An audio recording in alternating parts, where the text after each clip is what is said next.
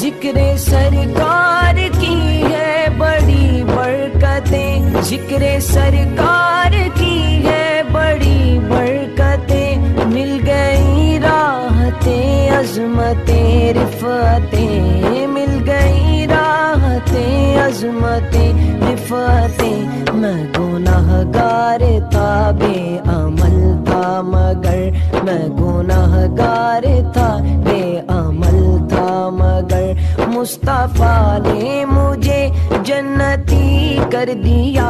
اس کرم کا کروں شکر کیسے ادا۔ السلام علیکم ورحمۃ اللہ وبرکاتہ۔ الحمد للہ رب العالمین، والصلاة والسلام علی سید الانبیاء والمرسلین، وعلی آلہ واصحابہ اجمعین، ومن تبعہم بإحسان الی یوم الدین۔ اما بعد، قال اللہ تبارک وتعالی فی القرآن المجید والفرقان الحمید، اعوذ باللہ من الشیطان الرجیم، بسم اللہ الرحمن الرحیم۔ وعدکم اللہ مغانم کثیرہ فعجل لکم هذه صدق اللہ العظیم۔ قال اللہ تبارک وتعالی فی شأن حبیبہ صلی اللہ علیہ وسلم، ان اللہ وملائکتہ یصلون علی النبی یا ایہا الذین آمنوا صلوا علیہ وسلموا تسلیما۔ اللہم صلی وسلم وزد وبارک علی حبیبک سیدنا ونبینا ومولانا محمد وعلی آلہ واصحابہ اجمعین۔ عزیزان محترم، اس سے قبل آپ حضرات کے سامنے 6 ہجری کے اہم ترین واقعات میں سے صلح حدیبیہ کے حوالے سے جو ہے نا تفصیلات کا ذکر آپ کے سامنے کیا گیا تھا، اور جب سرکار دو عالم صلی اللہ علیہ وسلم صلح حدیبیہ سے واپس ہو رہے تھے تو اللہ تعالیٰ نے سورہ فتح نازل فرمائی، اور اس میں مسلمانوں کو مستقبل میں آنے والے زمانے میں بہت ساری فتوحات اور مال غنیمت کا وعدہ فرمایا۔ چنانچہ اللہ رب العزت نے فرمایا وعدکم اللہ مغانم کثیرہ، جو ہے نا اللہ نے تم سے بہت زیادہ مال غنیمتوں کا وعدہ فرمایا، اور فعجل لکم ہذہ، اور اللہ نے تمہارے لیے اس فتح کو اور اس چیز کو بطور نقد اور بطور جلد جو ہے نا یہ عطا فرمایا۔ یہ جلد سے مراد یہ جو خوشخبری ہے، یہ جلد جو چیز نقد جو چیز عطا فرمائی، اس سے مراد خیبر کی فتح ہے جو 7 ہجری میں ہوئی۔ تو یہ آگے بھی فتوحات اور مال غنیمت کا جو ہے نا تذکرہ آیات میں نازل کیا گیا تھا، خوشخبری اللہ نے دی تھی، اور بہت جلد جو فتح تمہیں نصیب ہونے والی ہے، جو مال غنیمت تمہیں جلد ملنے والا ہے، وہ خیبر کی فتح ہے۔ تو چنانچہ 7 ہجری میں، یعنی سرکار دو عالم صلی اللہ علیہ وسلم کے مکہ مکرمہ سے مدینہ منورہ کو ہجرت کرنے کے 7ویں سال یہ خیبر کی فتح ہوئی۔ خیبر جو ہے مکہ مکرمہ، مدینہ منورہ اور اس کے ارد و گرد کے علاقوں کو حجاز کہا جاتا تھا سلطنت عثمانیہ میں، اس کا نام حجاز تھا، اور جس میں مکہ مدینہ اور اس کے طائف وغیرہ اطراف اکناف کے کچھ علاقے جو ہے نا اس کے اندر شامل تھے۔ یہ تمام علاقے کا نام کیا تھا؟ حجاز تھا سلطنت عثمانیہ میں۔ لیکن بعد میں جب یہ آل سعود جو ہے نا یہ بنے، یہ جو اب جو بادشاہ ہیں، جب انہوں نے حکومت کو سنبھالا، سلطنت عثمانیہ ساقط ہو گئی جو ہے نا حسین نامی غدار کی وجہ سے، تو اس کے بعد انگریزوں کی چال کے پیش نظر اس کے ایک تفصیلی واقعہ ہے، کبھی انشاءاللہ بتائیں گے۔ تو جب یہ آل سعود جب حکمراں بنے تو انہوں نے سابقہ حجاز میں کچھ اور علاقوں کا اضافہ کر کے اس کا پورا نام سعودیہ عربیہ اپنے خاندانی نام کے ساتھ رکھ دیا، ورنہ اس کا پہلا نام کیا تھا؟ حجاز تھا، حجاز مقدس۔ تو یہ حجاز کے کنارے اور شام یعنی سیریا، حجاز اور سیریا کے بارڈر پر ایک علاقہ ہے، وہ کہلاتا ہے خیبر،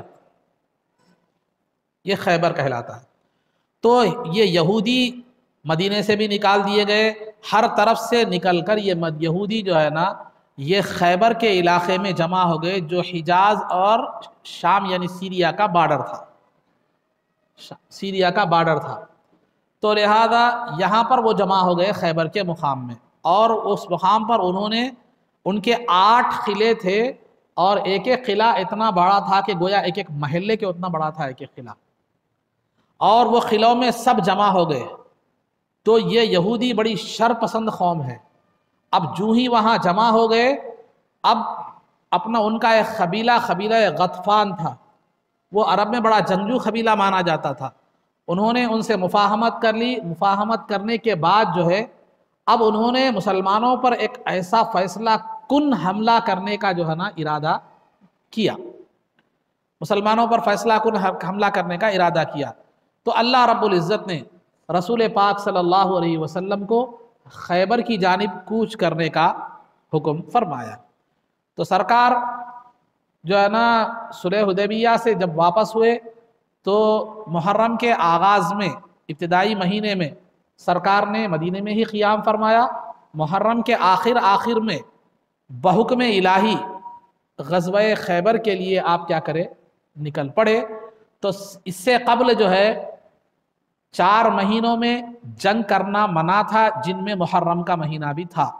لیکن وہ بعد میں کیا ہو گیا، منسوخ ہو گیا۔ اسی وجہ سے سرکار دو عالم صلی اللہ علیہ وسلم نے محرم کے آخر میں آپ نے خیبر کی جانب جو ہے نا کوچ فرمایا۔ آپ کے ساتھ 1600 صحابہ تھے، جن میں 1400 پیدل تھے اور 200 سوار تھے۔ سرکار جب 6 ہجری میں صلح حدیبیہ کو جا رہے تھے تو سرکار کو خدشہ تھا، اندیشہ تھا کہ کفار کیا کریں گے، حملہ کریں گے، مسلمانوں کے ساتھ جنگ کریں گے۔ اس ارادے سے سرکار نے دیگر لوگوں کو، منافقین کو بھی، عرب کے دیگر لوگوں کو بھی ساتھ چلنے کا حکم دیا تھا، لیکن منافقین کچھ فائدہ نہیں ہے، کچھ فائدہ نہ ہونے کے پیش نظر سستی اور کاہلی کی بنیاد پر جو ہے نا وہ لوگ نہیں آئے۔ صرف چند مخلص صحابہ جو ہے نا 1500 کی تعداد میں تھے، صلح حدیبیہ کے موقع پر عمرے کے لیے کیا کرے، 6 ہجری میں نکل پڑے تھے۔ تو جب یہ صلح حدیبیہ سے واپسی کے وقت اللہ نے قرآن کی آیتیں نازل فرمائی، جس میں آگے فتوحات اور مال غنیمت کا وعدہ فرمایا، تو اب خیبر کی بھی فتح کا جو ہے نا اللہ نے خوشخبری عطا فرمائی۔ تو اب مال غنیمت کی لالچ میں فتح میں خود کو شریک کرنے کے لیے منافقین وغیرہ جنہوں نے سابق میں سستی دکھائی تھی، کاہلی دکھائی تھی، وہ بھی مال غنیمت کی لالچ میں جو ہے نا آنے کے لیے آمادہ اور تیار ہو گئے۔ تو اللہ رب العزت نے سرکار کو حکم دیا، یہ منافقین اور غیر مخلص جو لوگ ہیں ان کو ساتھ مت لیں، بلکہ مخلص مسلمانوں کو ہی ساتھ لے کر جائیں۔ یہ اللہ نے ان کو روک دینے کا وعدہ فرمایا۔ چنانچہ قرآن کریم میں اللہ نے فرمایا سَيَقُولُ لَكَ الْمُخَلَّفُونَ إِذَا انطَلَقْتُمْ إِلَىٰ مَغَانِمَ كَثِيرَةٍ لِتَأْخُذُوهَا۔ تو جب آپ جانے لگیں گے تو یہ جو پیچھے رہ گئے تھے صلح حدیبیہ وغیرہ کے موقع پر، وہ لوگ بھی آپ سے آنے کی خواہش کریں گے، تو آپ ان کو آنے مت دیجیے، ان کو اس جنگ میں شریک ہونے مت دیجیے۔ تو بہرحال سرکار 1600 کی تعداد کے ساتھ آپ خیبر کی جانب کیا ہے نکل پڑے۔ جب سرکار پہنچے تو رات ہو چکی تھی، خیبر کے مقام پر پہنچے تو سرکار رات ہو چکی تھی۔ تو رات میں سرکار کسی بھی بستی پر حملہ نہیں فرماتے تھے، سرکار کی عادت کریمہ تھی، اور صبح کو دیکھتے کہ اذان ہوتی تو حملہ نہ فرماتے، اذان نہ ہوتی تو حملہ فرمایا کرتے تھے۔ تو لہذا سرکار رات میں پہنچے تو صبح تک جو ہے نا آپ نے انتظار فرمایا، اذان بھی نہیں ہوئی۔ جب صبح ہوئی تو قلعوں کے دروازے کھلے، لوگ اپنے اپنے کاموں کو جانے کے لیے ہتھوڑی، پھولا، مزدور پیشہ جو بھی لوگ ہیں اپنے ٹولز، سامان وغیرہ لے کر جو ہے جب باہر نکلے تو لشکر اسلام کو سامنے دیکھ کر بڑے بدحواس ہو گئے، اور وہ چیخ و پکار کرنے لگے، ہذا محمد والخمیس، ہذا محمد والخمیس، ہذا محمد والخمیس۔ ارے یہ محمد صلی اللہ علیہ وسلم خمیس کے ساتھ آ چکے ہیں، محمد صلی اللہ علیہ وسلم خمیس کے ساتھ آ چکے ہیں۔ خمیس کو کیا مطلب کیا ہے؟ جو ہے نا خمیس کہتے ہیں لشکر کو، خمیس کہتے ہیں لشکر کو۔ کیوں لشکر کو خمیس کیوں کہا جاتا ہے؟ لشکر کے 5 حصے ہوتے ہیں، ایک مقدمہ جو سامنے کا حصہ ہوتا ہے، سامنے کی ٹکڑی، ایک میمنہ ایک سیدھی جانب کی ٹکڑی، میسرہ بائیں جانب کی ٹکڑی، درمیان کی ٹکڑی کو قلب کہتے ہیں، پیچھے کی ٹکڑی کو ساقہ کہتے ہیں۔ ساقہ یعنی ساقہ اصل میں پنڈلی کو کہتے ہیں، پنڈلی پیچھے ہوتی ہے تو پچھلے حصے کو کیا کہتے ہیں؟ ساقہ کہتے ہیں۔ تو یہ 5 حصوں کو ملا کر کیا ہوتا تھا؟ لشکر بنتا ہے، تو خمیس کہتے تھے لشکر کو۔ تو وہ لوگ کہنے لگے کہ محمد اپنے لشکر کے ساتھ آ چکے ہیں، انہوں نے یہ کر دی، فوراً وہ لوگ خلوں میں گھس گئے، خلوں کے دروازے بند کر لیے۔ اس وقت تک رسول پاک صلی اللہ علیہ وسلم کا ارادہ جو ہے نا ان سے جنگ کرنے کا نہیں تھا، ان کی شرپس معاہدے وغیرہ کے ذریعے سے، صلح و صفائی کے ذریعے سے ان کی شرارت پر لگام لگانے کا سرکار کا ارادہ تھا، لیکن ان لوگوں نے خود اپنی طرف سے جو ہے نا پیشکش کر دی، جنگ کی پیشکش کر دی، صلح کی پیشکش انہوں نے نہیں کی۔ تو لہذا اس کے بعد مسلمانوں سے ان کی جنگ شروع ہوئی۔ تقریباً 8 قلعے وہاں پر تھے، 8 قلعے جو ہے نا وہاں پر تھے۔ تو 8 قلعوں میں بعض قلعے جو ہے نا صلح و صفائی سے، اسلام کے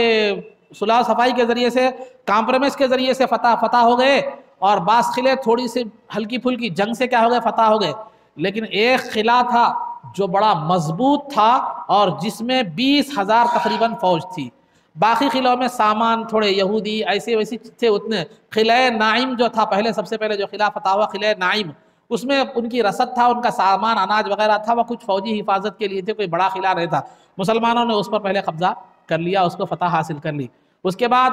دیگر قلعہ فتح کرتے ہوئے آخری میں جب قلعہ خموس پر پہنچے تو وہ قلعہ بڑا مضبوط قلعہ تھا، اور بہت اس کا وہ قلعہ جو ہے نا وہاں پر فوجی پورے تقریباً 20,000 کی تعداد میں فوجی وہاں پر تعین تھے۔ اور جو ہے اس کا ایک جو نگہبان تھا،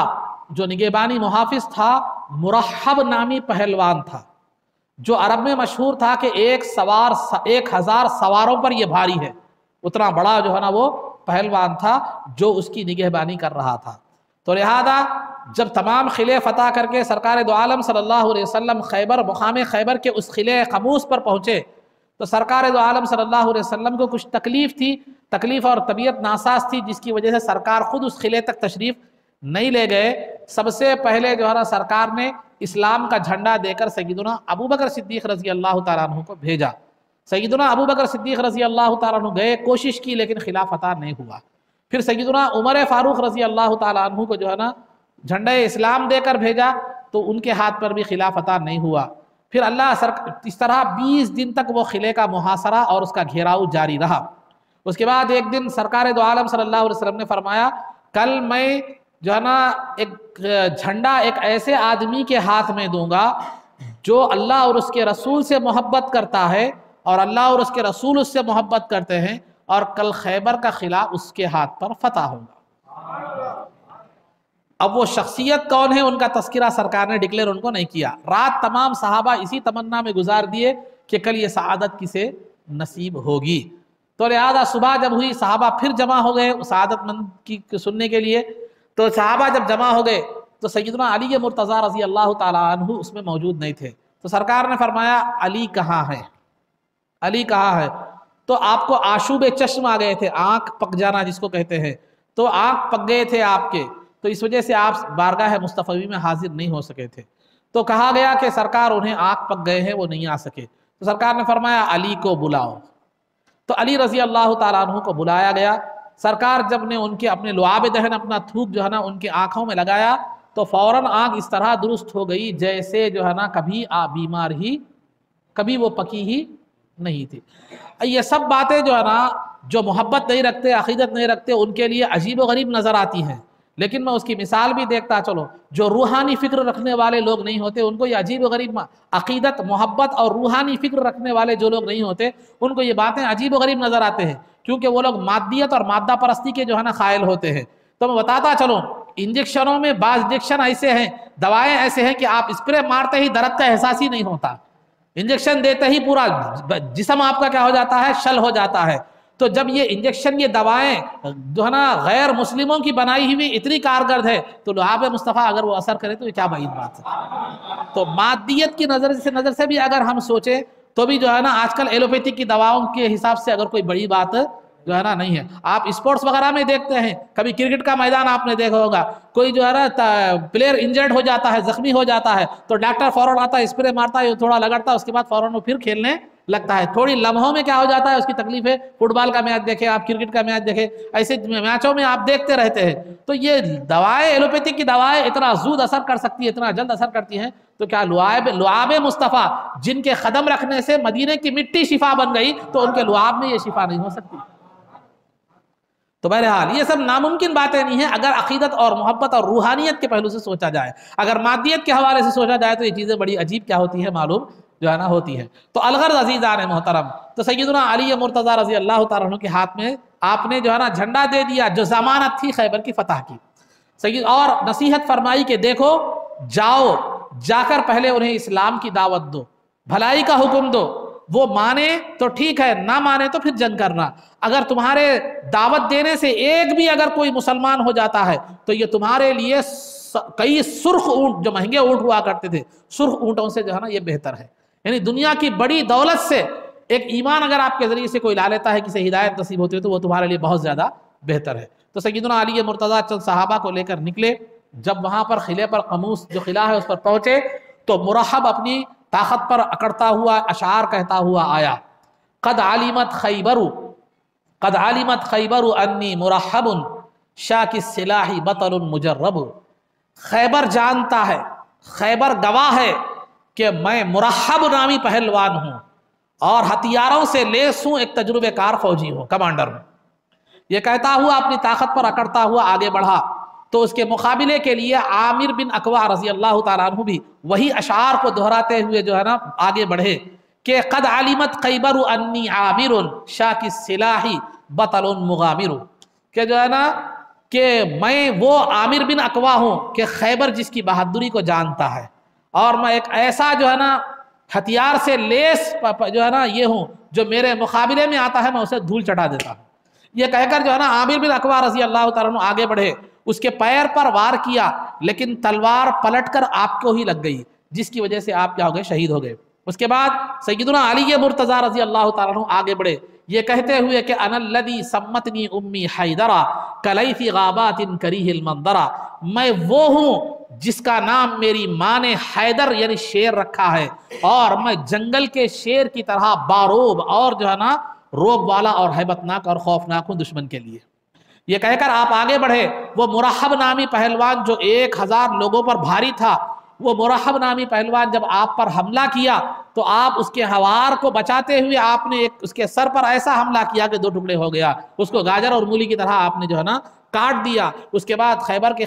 قلعے کا جو دروازہ تھا، جس کو جتنا وزنی اور بھاری تھا، جس کو اٹھانے کے لیے 40 لوگ درکار تھے، آپ نے اس کو صرف اٹھایا نہیں، اکھاڑ کر پھینک دیا،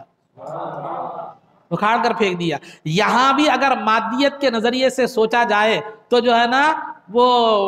جو مادہ پرست مسلمان ہوتے ہیں وہ جو ہے نا پریشان ہوتے ہیں کہ جو ہے نا وہ کیسے ممکن ہو سکتا ہے کہ 40 لوگ جس دروازے کو صرف اٹھانے کے لیے درکار تھے، اتنے دروازے کو زمین سے گاڑا بھی ویسے ہی گیا ہوگا، اس کو اتنا وزنی دروازہ چپ زمین یوں تو نہیں رکھا گیا، اس کو گاڑنے کے لیے بھی اتنی مضبوطی کا اختیار کی گئی ہوگی، اتنا بیس جو بھی ہے اس کو اتنا مضبوط رکھا گیا ہو، ایک آدمی کیسے اکھاڑ سکتا ہے؟ تو لہذا وہ اس حدیث قدسی پر غور کر لیں کہ اللہ تعالیٰ فرماتا ہے، بخاری میں یہ حدیث ہے کہ جب بندے کو میں اپنا مخرب بنا لیتا ہوں تو میں اس کے ہاتھ بن جاتا ہوں جس سے وہ پکڑتا ہے، میں اس کے پیر بن جاتا ہوں جس سے وہ چلتا ہے، میں اس کے کان بن جاتا ہوں جس سے جو ہے نا وہ سنتا ہے۔ آصف بن برقیہ جو سلیمان علیہ السلام کی امت کے ایک ولی تھے، جو تخت بلقیس لانے کا جب سلیمان علیہ السلام نے مطالبہ کیا، تخت بلقیس مقام سلیمان علیہ السلام سے تقریباً 100 میل کے فاصلے پر تھا، اور وہ اتنا بڑا تھا کہ جو 80 ہاتھ لمبا 40 ہاتھ چوڑا تھا، جس کو اٹھانے کے لیے ایک جو ہے نا جماعت پہلوانوں کی طاقتور جماعت درکار تھی۔ لیکن جو ہے نا آصف بن برقیہ جو سلیمان علیہ السلام کے ولی تھے، انہوں نے پلک جھپکتے ہی 100 میل کے تخت کو سلیمان علیہ السلام کی بارگاہ میں حاضر کر دیا، جس کو قرآن کہتا ہے قال الذی عنده علم من الکتاب انا آتیک بہ قبل ان یرتد الیک طرفک، کہ میں وہ تخت بلقیس کو آپ کے جو ہے نا پلک جھپکنے تک میں حاضر کر دوں گا۔ تو جب سلیمان علیہ السلام کی امت کے ایک ولی کا یہ معاملہ ہے تو نبی جتنے افضل ہوں گے ولی بھی اتنے افضل ہوں گے، پھر سرکار کی امت کے اولیاء تمام امتوں کے اولیاء سے افضل، پھر یہ خیبر کا تخت اکھاڑنے والی ذات ولی نہیں سید الاولیاء، ان کے لیے کوئی بڑی بات نہیں ہے۔ اللہ تعالیٰ نے جسے روحانی قوت عطا کر دیتا ہے، ہم اس کا اندازہ مادی فکر کے ساتھ اس کو اندازہ نہیں لگا سکتے، کیونکہ مادیت ایک الگ چیز ہے، روحانیت ایک الگ چیز ہے۔ مادیت کو روحانیت سے کمپائر کر کے ہم سمجھ جو ہے نا نہیں سکتے، تو لہذا عقیدت اور محبت اور روحانیت کے نظریے سے دیکھا جائے تو پھر جو ہے نا یہ کوئی ناممکن بات نہیں ہے۔ اب رہا یہاں پر آپ جو ہے نا ایک بعض رافضی حضرات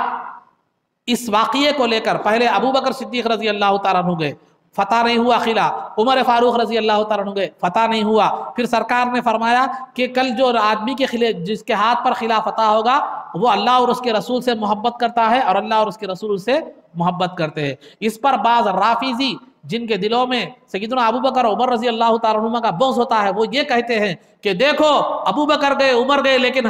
فتح حاصل نہیں کر سکے، دیکھو علی شیر خدا جا کر فتح حاصل کرے۔ عزیزان محترم، اللہ تعالیٰ کا فیصلہ ہوتا ہے، کوئی سعادت کسی کے حصے میں لکھ دی جاتی ہے، کوئی فتح کسی کے حصے میں لکھ دی جاتی ہے، تو لہذا یہ خیبر کی فتح سیدنا علی مرتضیٰ کے حصے میں تھی، اسی وجہ سے ان دونوں کے ہاتھ پر فتح نہیں ہوا، یہ فیصلہ الہی تھا۔ اس کو لے کر ان دونوں کو کمتر بتانا یہ جہالت اور نادانی ہے اور یہ محبت میں غلو ہے۔ اور دوسرا،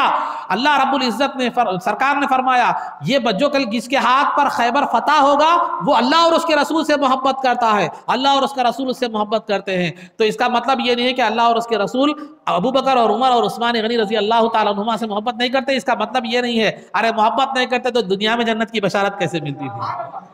اور افضل الانبیاء کیسے بنتے تھے کہ انبیاء کے بعد تمام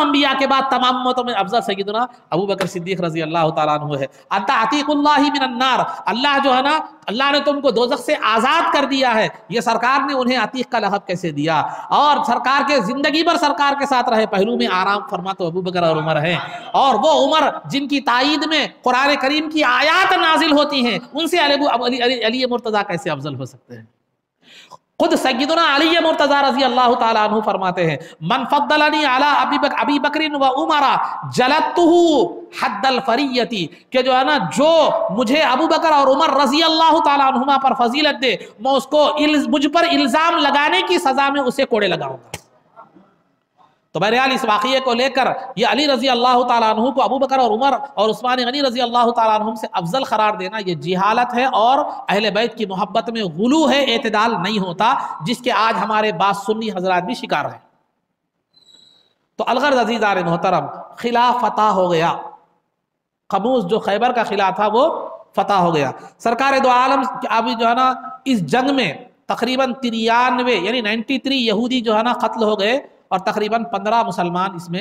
شہید ہوئے۔ سرکار کا ارادہ یہ تھا کہ یہودیوں کو وہاں سے جلا وطن کر دیا جائے، شہر بدر کر دیا جائے، ان کو اس مقام سے باہر کر دیا جائے جیسے مدینے سے ان کو کر دیا جو ہے نا گیا تھا۔ تو لیکن جو ہے سرکار دو عالم صلی اللہ علیہ وسلم سے یہودیوں نے عرض کیا کہ آپ ہمیں یہیں پر رہنے دیجئے، زمینیں آپ کی ہی ہوں گی، رہنے ہمیں دیجئے، ہم ان زمینوں پر کاشت کریں گے اور وہاں رہیں گے، سکونت اختیار کریں گے،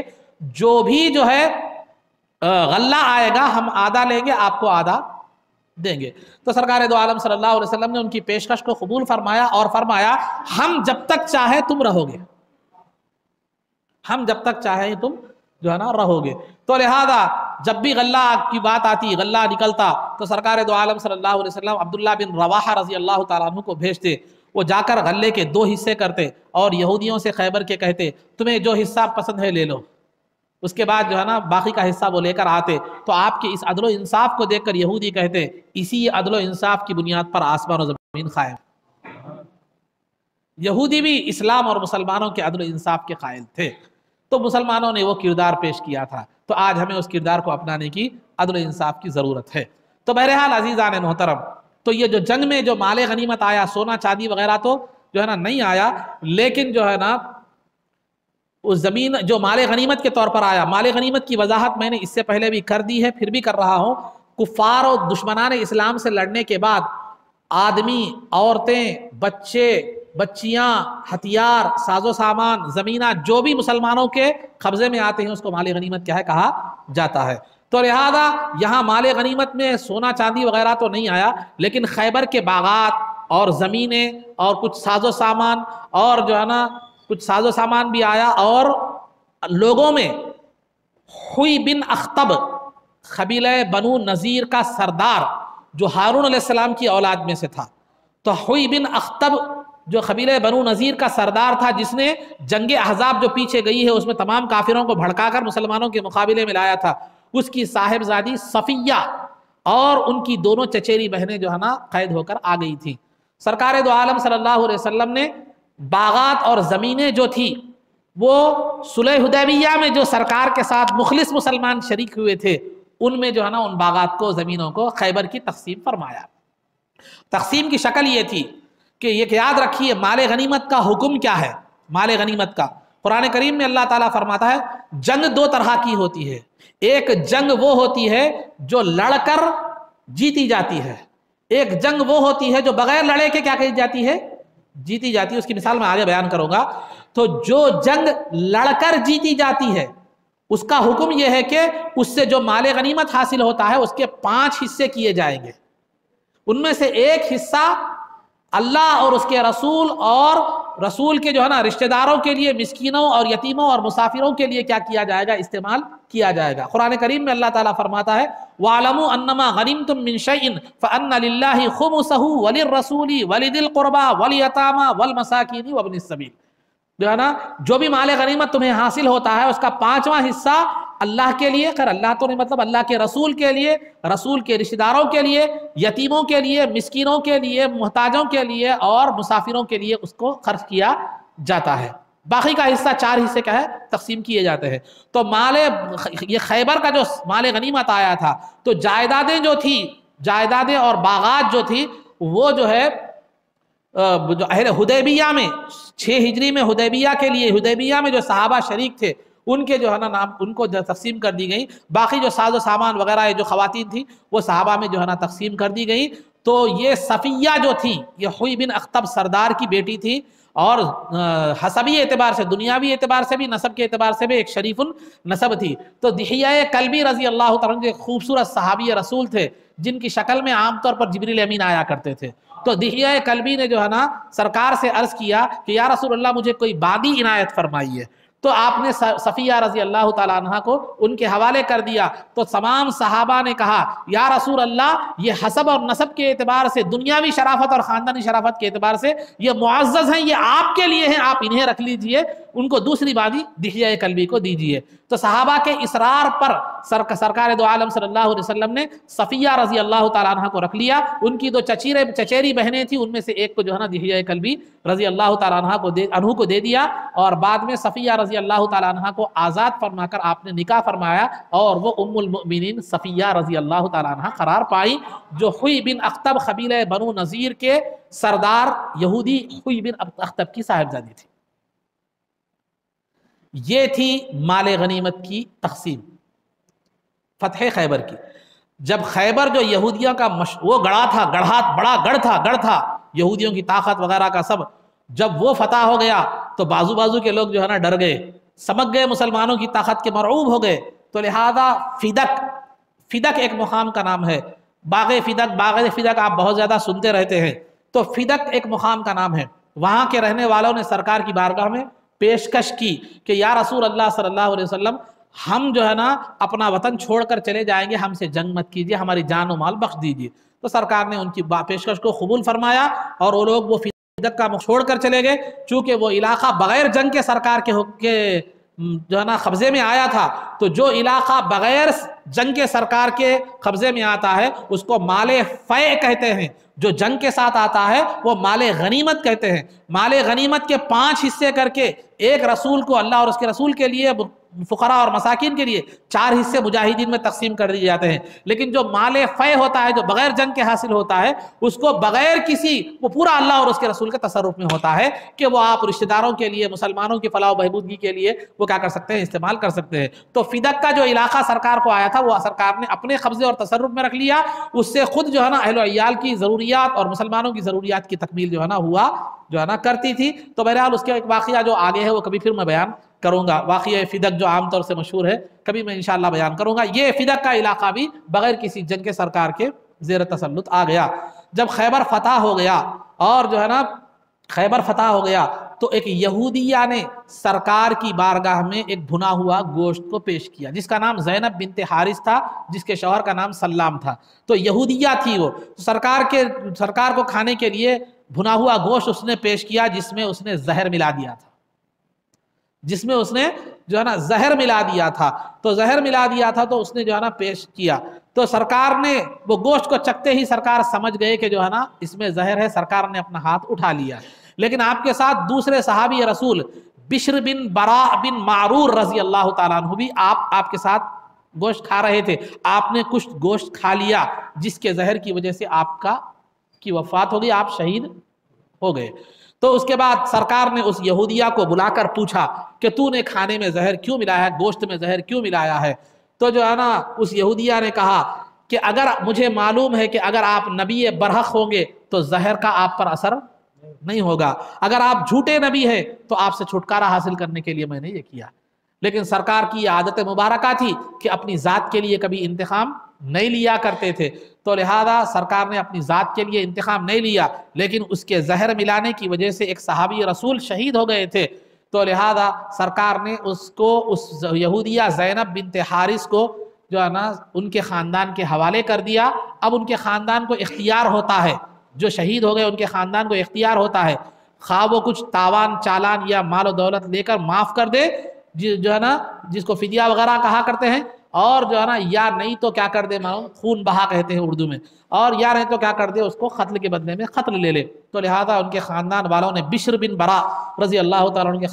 خاندان والوں نے اس کا قصاص میں اس کو کیا کر دیا، قتل کر دیا۔ بعض روایتوں سے اس کا مسلمان ہونا بھی کیا ہوتا ہے، ثابت ہوتا ہے کہ وہ یہودیہ بولی کہ اب میں آپ کو چیک کر چکی ہوں، یہ ثابت ہو چکا ہے آپ جو ہے نا نبی ہیں، تو پھر مجھے آپ ایمان لانے میں کوئی یہ نہیں ہے، بلکہ وہ ایمان بھی لالی، اس کی اسلام کی روایتیں بھی ملتی ہیں۔ تو بہرحال یہ خیبر کا معاملہ ہوا، خیبر کے قلعے فتح ہو گئے، مسلمانوں کے زیر نگی وہ آ گئے۔ اس کے بعد خیبر کی فتح کے بعد سرکار دو عالم صلی اللہ علیہ وسلم جب مدینہ منورہ کو تقریباً 20 روز جو ہے نا محاصرہ اس کا رہا، کس کا، وہ خموس قلعے کا 20 روز کے بعد فتح ہوا، تو خیبر سے واپس جب جا رہے تھے تو سرکار نے ایک مقام پر جو ہے نا قیام فرمایا، سیدنا علی مرتضیٰ رضی اللہ تعالیٰ عنہ کی مانڈی پر جو ہے نا آپ آرام فرما رہے تھے۔ تو اسی دوران عصر کے وقت سرکار ان کی مانڈی پر آرام فرما رہے تھے، تو جو ہے نا اسی دوران سرکار پر وحی نازل ہوئی، جس کی وجہ سے سرکار اس وحی کے نزول کے وقت جو ہے نا سرکار اس وحی کی کیفیت میں مشغول تھے، اور سیدنا علی مرتضیٰ رضی اللہ تعالیٰ عنہ سرکار کے سر مبارک کو مانڈی سے ہٹانا بھی گوارا نہیں کر رہے تھے، آپ کے آرام میں خلل نہ ہو جائے، اس حوالے سے بھی آپ کیا کر رہے تھے، مانڈی سے سر مبارک کو ہٹانا گوارا نہیں کر رہے تھے۔ اس طرح کیا ہو گیا، عصر کا وقت ختم ہو گیا۔ جب وحی کی کیفیت ختم ہو گئی سرکار سے، تو سرکار نے پوچھا کہ اے علی، کیا تم نے عصر کی نماز ادا کی ہے؟ تو کہا یا رسول اللہ، عصر کی نماز ادا نہیں کی۔ تو سرکار نے فرمایا، دعا کی کہ اے اللہ، علی تیرے رسول کی اطاعت میں تھا اور اس کی نماز تیرے رسول کی اطاعت میں قضا ہو گئی ہے، لہٰذا تو سورج کو دوبارہ لوٹا تاکہ وہ اپنی نماز قضا نہیں بلکہ ادا طور پر ادا کر سکے۔ تو لہذا سورج لوٹ کر آیا۔ اسما بنت عمیس رضی اللہ تعالیٰ عنہ فرماتی ہیں کہ سورج کی شعاعیں میں نے دیکھی کہ ٹیلوں پر اور زمین پر پڑنے لگی۔ سیدنا علی مرتضیٰ نے عصر کی نماز ادا فرمائی اور جو ہے نا اس کے بعد سورج غروب ہو گیا۔ یہاں رک کر میں محبوب نگر میں جو ایک غلط بات چل رہی ہے، ایک وسوسہ شیطانی جس کو میں کہہ سکتا ہوں، جو پھیلایا جا رہا ہے، اس کا میں رد کرتا ہوا آگے بڑھتا چلوں۔ میلاد کے جلوس جب نکلتا ہے تو جب لوگوں سے کہا جاتا ہے کہ عصر کی نماز قضا مت کرو، مغرب کی نماز قضا مت کرو، نماز کا اہتمام کرتے ہوئے کیا کرو جو ہے نا میلاد کا جلوس اپناؤ، تو بعض جو ہے نا مشہور لوگ جو اپنے آپ کو ایک اہل علم کے حوالے سے جو ہے نا پیش کرتے ہیں، جبکہ وہ اہل علم نہیں ہیں، انہیں کوئی علم جو ہے نا نہیں ہے، وہ یہ کہتے ہیں کہ سرکار کی محبت میں علی رضی اللہ تعالیٰ عنہ کی نماز قضا ہو گئی، آج سرکار کے میلاد کی جلوس کی محبت میں اگر ہماری نماز قضا ہو جائے تو کیا ہے، کیا بعید بات ہے، کیا فرق پڑتا ہے؟ تو یاد رکھیے یہ وسوسے شیطانی ہے، یہ شیطانی وسوسہ ہے، یہ محبت نہیں ہے۔ ارے سرکار کہ میرے آنکھوں کی ٹھنڈک نماز ہے، تو لہذا سرکار کی محبت میں سرکار کی آنکھوں کی ٹھنڈک کو چھوڑ دینا یہ کوسی محبت کی دلیل ہے؟ اور دوسری بات، وہاں علی رضی اللہ تعالیٰ عنہ کی نماز قضا ہو گئی تھی تو وہاں سورج کو دوبارہ لوٹانے والی ذات موجود تھی، یہاں وہ کہنے والے سے میں جو ہے نا مطالبہ کرتا ہوں کہ سورج دوبارہ لوٹا، تب مان لیا جائے گا کہ عصر کی نماز قضا ہو جائے تو بھی چلے گا۔ تو یہ وسوسہ شیطانی ہے، یہ ہمارے اہل سنت والجماعت میں یہ محبت، عقیدت، یہ عشق و مشق کے حوالے سے جو ہے نا یہ بہت سارے ایسے اولیاء کے حوالے سے ہو، انبیاء کے حوالے سے اس طرح کے جو ہے نا بہت سارے وسوسہ شیطانی کو جو ہے نا ایک محبت رسول کے حوالے سے، عشق رسول کے حوالے سے اس کو اجاگر کیا گیا ہے۔ اس بارے میں آپ لوگوں کے ذہنوں میں نہ آئے، جب کبھی بھی ایسی بات آتی ہے تو علماء سے رجوع ہو کر اس کی صحیح تحقیق کر لیں۔ یہ میں ایسے لوگوں کو نہار پیٹ عاشق کہتا ہوں، میں عشق پیٹ میں نہیں رہتا، نہار پیٹ عاشق جو زبان کے عاشق ہوتے ہیں لیکن حقیقت میں عاشق۔ نماز پڑھنا بھی عشق رسول ہے، جو ہے نا دین کے لیے کوشش کرنا بھی عشق رسول ہے، دین کے لیے جد و جہد کرنا بھی عشق رسول ہے، اور جو ہے نا اہلیہ بیویوں بچوں کے ساتھ بیویوں کے حقوق ادا کرنا بھی یہ عشق رسول کی علامت ہے۔ تو بہرحال سب علامتیں چھوٹ گئی اور دو علامتیں آ کر رہ گئی، ایک دعوت کرنا، دعوت قبول کرنا سنت ہے، اور جو ہے نا میلاد کے حوالے سے جو ہے نا ڈی جے بجانا یا جو ہے نا غیر اس اخلاقی حرکتیں کرنا یہ سنت باقی رہے گی، جبکہ یہ سنت بھی نہیں ہے، یہ شیطانی سنت ہے، شیطان کا طریقہ ہے۔ تو بہرحال عزیزان محترم، جو سنتیں جو کام ہمارے فائدے کے لیے تھے وہ سنت کے طور پر یاد رہ گئے، جو ہمارے نفس کی تسکین کا سبب بنتے تھے وہ میلاد کے حوالے سے، عشق رسول کے حوالے سے یاد رہ گئے، لیکن جو طبیعت کے خلاف پڑتے تھے، جس میں مشقت ہے، جس میں جد و جہد ہے، جس میں مشکل ہے، مصیبت ہے، وہ جو ہے نا ہمارے سنت سے باہر ہو گئے، دائرہ سنت سے اور سنیت سے ہم نے اس کو کیا کر دیا، باہر اور خارج کر دیا۔ سمجھنے کی اور اپنانے کی ضرورت ہے، ورنہ پھر ہمارا حال بہت برا ہو سکتا ہے۔ تو بہرحال تو واپس ہو رہے تھے تو رد شمس کا واقعہ جو ہے نا یہ پیش آیا، سورج کو رد کرنے کا۔ سرکار جب مدینے کو پہنچے تو اس سے قبل کی مجلسوں میں نے بتایا تھا کہ سرکار ہجرت سے پہلے نبوت کے 5ویں سال صحابہ کو حبشہ کی جانب جو ہے نا ہجرت کرنے کا حکم دیا تھا، جہاں کے بادشاہ کا لقب نجاشی ہے اور اس کا نام اسمحہ تھا۔ تو وہ بڑا عیسائی تھا، بڑا معتدل مزاج بادشاہ تھا۔ تو صحابہ جو ہے نا بعد میں ایمان لے آیا، وہ جعفر رضی اللہ تعالیٰ عنہ کی تقریر پر جو ہے نا ایمان لے آیا۔ تو بہرحال وہ جو ہے نا وہاں پر حبشہ کو گئے تھے، مسلمان ہجرت کر کے گئے تھے، 2 مرتبہ ہجرت کر کے مسلمان وہاں حبشہ کو گئے تھے۔ تو جب سرکار ہجرت کر کے مدینہ منورہ کو تشریف لائے تو بعض صحابہ مدینے کو آ گئے تھے، لیکن جعفر رضی اللہ تعالیٰ عنہ اور ان کے کچھ ساتھی جو 14-15 لوگ تھے وہ ابھی ہجرت کر کے مدینے کو تشریف نہیں لائے۔ جب سرکار خیبر سے واپس ہوئے، فتح ہو کر خیبر فتح کر کے واپس ہوئے مدینے کو، تو سرکار دو عالم صلی اللہ علیہ وسلم کی بارگاہ میں جعفر رضی اللہ تعالیٰ عنہ حبشہ سے ہجرت کر کے مدینے کو تشریف لائے۔ تو سرکار جب ان سے ملنے کے لیے گئے تو اس خوشی کا وارفتگی کا عالم یہ تھا کہ آپ کے جسم پر ڈالی ہوئی چادر مبارک گر رہی تھی جسم سے، آپ چادر کو گھسیٹتے ہوئے جا کر جعفر رضی اللہ تعالیٰ عنہ سے آپ نے معانقہ کیا، یعنی گلے ملے، اور فرمایا کہ مجھے نہیں معلوم کہ مجھے خیبر کی فتح سے زیادہ خوشی ہو رہی ہے جعفر کی آمد سے۔ یہ آپ نے جو ہے نا فرمایا۔ تو لہذا عزیزان محترم اسی ہجرت کے اس کے بعد جو ہے نا ام حبیبہ رضی اللہ تعالیٰ عنہ وہ بھی حبشہ کو گئی ہوئی تھی، وہ بھی ہجرت کر کے اسی اسنا میں جو ہے نا تشریف لائی۔ ام حبیبہ جو ابو سفیان جو ہے نا کی صاحبزادی تھی اور امیر معاویہ رضی اللہ تعالیٰ عنہ کی جو ہے بہن تھی، تو وہ بھی ہجرت کر کے آئیں، تو سرکار نے ان سے نکاح فرمایا۔ تو ام حبیبہ رضی اللہ تعالیٰ عنہ کا نکاح، وہ مسلمان ہو چکی تھی، سرکار نے ان کو نکاح فرمایا 7 ہجری میں۔ بعد میں فتح مکہ یعنی 8 ہجری کے موقع پر ابو سفیان جو ان کے والد گرامی تھے وہ جو ہے نا ایمان لے آئے۔ تو جب کبھی بھی ان کے والد ام حبیبہ سے ملنے کے لیے آتے کفر کی حالت میں، سرکار کے بستر مبارک پر بیٹھنے جاتے تو ام حبیبہ یہ کہہ کر بستر ہٹا دیتی، تو کافر ہے، ناپاک ہے، بستر رسول پر نہیں بیٹھ سکتا۔ تو جو ہے نا یہ ام حبیبہ رضی اللہ تعالیٰ عنہ سے جو ہے نا نکاح ہوا۔ سرکار دو عالم صلی اللہ علیہ وسلم کا 7 ہجری میں جو ہے نا یہ نکاح ام حبیبہ رضی اللہ تعالیٰ عنہ سے ہوا، تو اس میں مال غنیمت میں مسلمانوں کو اچھا خاصا مال و دولت جو ہے نا آ گیا تھا۔ تو مسلمان مہاجرین جب مکے سے ہجرت کر کے مدینہ منورہ کو آئے تھے تو بعض انصاری لوگوں نے مسلمانوں کو زمینیں دی تھی کہ تم کوشش کرو، جد و جہد کرو، محنت کرو، اس سے جو بھی اناج آتا تم بھی فائدہ اٹھاؤ، ہم بھی جو ہے نا فائدہ اٹھائیں گے۔ تو مسلمانوں کو خیبر میں جب مال غنیمت آ گیا تو مسلمانوں کی معاشی حالت جو ہے نا بہتر ہو گئی، تو مسلمانوں نے ان سے لیے ہوئے کھیت یا جو بھی لیے تھے زمینیں، مسلمانوں نے انصار کو ان کی زمینیں واپس جو ہے نا کر دی، اور جو مال غنیمت حاصل ہوا تھا اس سے وہ خود اپنی زندگی کو جو ہے نا بہتر بنانے میں مصروف ہو گئے۔ تو یہ جو ہے نا یہ خیبر کے حالات۔ تو لہذا اسی سال جب خیبر سے سرکار واپس آ گئے تو آپ کو معلوم ہے کہ صلح حدیبیہ کے میں جو شرائط لکھے گئے تھے اس میں ایک شرط یہ بھی تھی کہ مسلمان اس سال عمرہ نہیں کریں گے بلکہ آئندہ سال عمرے کے لیے کیا کریں گے، آئیں گے، اور صرف 3 دن مکے میں قیام رہے گا، اور سوائے ضروری ہتھیاروں کے جنگی ہتھیار ساتھ نہیں لائیں گے، اور ضروری ہتھیار بھی نیام میں رکھیں گے، باہر نہیں نکالیں گے۔ یہ 6 ہجری میں صلح حدیبیہ میں یہ شرط طے ہوئی تھی۔ تو لہذا 7 ہجری کے صلح کے مطابق سرکار دو عالم صلی اللہ علیہ وسلم نے خیبر کی فتح کے بعد، مدینے کی واپسی کے بعد جو ہے نا آپ نے ذوالقعدہ کا چاند دیکھ کر، ذوالقعدہ وہ تو جس کو ہم جو ہے نا بندے نواز کہتے ہیں، آج ہمارے دہقانی زبان بڑے لوگ بندے نواز جس کو کہتے ہیں، ذوالقعدہ یعنی ذی قعدہ بھی ہم کہتے ہیں۔ تو ذوالقعدہ کا چاند دیکھنے کے بعد رسول پاک صلی اللہ علیہ وسلم عمرے کے ارادے سے نکلے، اور آپ نے اعلان فرمایا گزشتہ سال جو لوگ عمرے کے لیے نکلے تھے ان میں سے جو بھی باحیات ہیں وہ پورے کے پورے میرے ساتھ نکلے،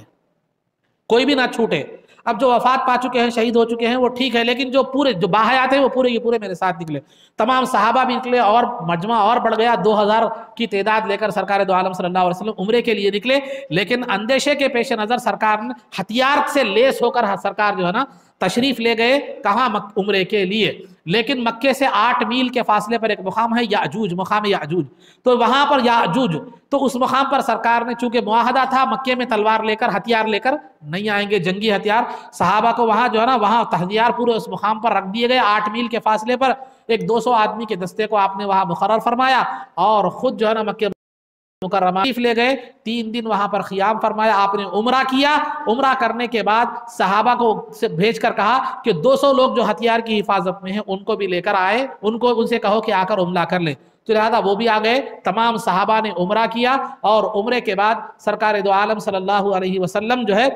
نے مکے میں داخل ہوئے، مکے کا کعبۃ اللہ کے اندر داخل ہوئے، مشاہدہ کیا، بلال رضی اللہ تعالیٰ عنہ کو اذان دینے کا حکم دیا۔ تو چونکہ یہ معاہدے میں نہیں تھا، معاہدہ امن کا ہو چکا تھا، 10 سال امن رہے گا ہمارے، تو کفار اذان کی آواز کو سن نہ سکے، اور غیظ و غضب کی حالت میں وہ پہاڑوں پر جو ہے نا چڑھ گئے آزو بازو کے۔ تو بہرحال 3 دن قیام کے بعد سرکار دو عالم صلی اللہ علیہ وسلم نے وہاں مکہ مکرمہ میں میمونہ رضی اللہ تعالی عنہا سے نکاح فرمایا، اور وہ ام المؤمنین میمونہ رضی اللہ تعالی عنہا کی حیثیت سے جو ہے نا یاد کی جاتی ہیں۔ 3 دن کے قیام کے بعد سرکار دو عالم صلی اللہ علیہ وسلم مکہ مکرمہ سے واپس ہوئے۔ یہ 7 ہجری میں عمرہ ہوا، 6 ہجری میں جس کے ارادے سے نکلے تھے۔ تو چونکہ وقت گزرنے کے بعد یہ عمرہ ہوا، اسی وجہ سے اس کو عمرۃ القضاء کہا جاتا ہے،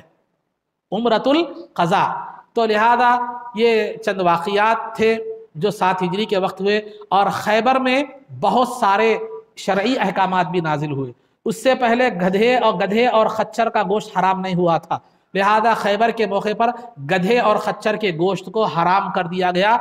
اور جو ہے درندوں، چیر پھاڑ کر کھانے والے جانور حرام نہیں تھے، ان کو حرام کر دیا گیا۔ چیر پھاڑ کر کھانے والے پرندے جیسے گدھ، چیل وغیرہ ہوتے ہیں، نوچ کر چیر پھاڑ کر کھاتے، ان پرندوں کو حرام کر دیا گیا، اور گوشت کو حرام کر دیا گیا۔ سونے کے بدلے میں سونا، چاندی کے بدلے میں چاندی برابری کے ساتھ بیچنا جائز رہا، زیادتی کے ساتھ بیچنا حرام قرار دیا گیا، سود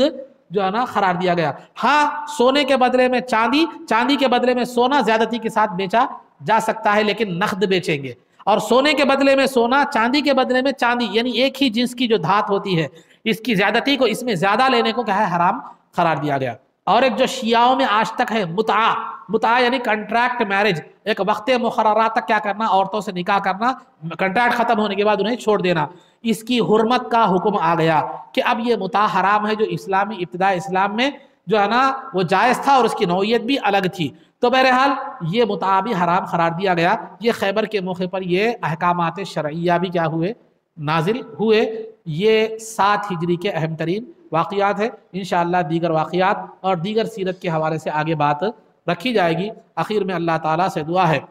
کہ پروردگار عالم سیرت کے بیان میں اگر زبان و بیان میں کوئی کوتاہی رہ گئی تو مولا اپنے فضل سے سرکار کی رحمت کے طفیل میں معاف فرما۔ اے اللہ ہمارے اس سیرت مبارکہ کے سننے اور سنانے کو قبول فرما اور ہمارے لیے ذخیرہ آخرت اور ذریعہ نجات بنا۔ اے اللہ سرکار کی سیرت کو اپنی زندگیوں میں جگہ دینے کی توفیق عطا فرما، عزت و عافیت کی زندگی دے اور ایمان پر ہمارا خاتمہ فرما۔ رسول پاک صلی اللہ علیہ وسلم کے قدموں میں ہمارا حشر فرما۔ آپ کی شفاعت عظمیٰ سے ہم آپ کے دست مبارک سے جام کوثر پینا نصیب فرما۔ جنت میں آپ کی غلامی معیت اور رفاقت نصیب فرما۔ صلی اللہ تعالی وسلم علی خیر خلقہ سیدنا محمد و آلہ و صحبہ اجمعین برحمتک یا ارحم الراحمین والحمد للہ رب العالمین۔